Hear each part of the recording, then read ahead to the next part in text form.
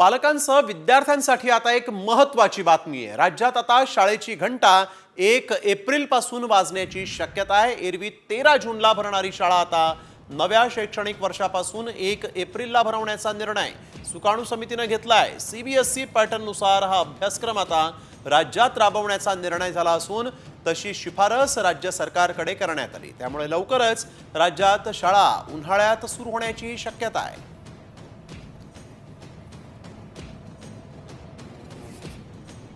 तासिका आता 45 मिनिटांच्या ऐवजी 50 मिनिटांच्या असतील। सीबीएसई प्रमाणेच राज्य मंडळाचा अभ्यासक्रम असणार आहे। गणित आणि विज्ञान विषय सीबीएसई प्रमाणेच असतील।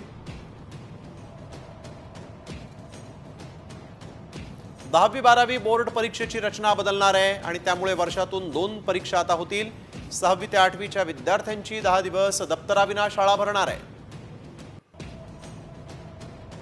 विद्यार्थ्यांच्या आवडीच्या विषयात त्यांना इंटर्नशिपची संधी देखील या 10 दिवसात दिली जाईल।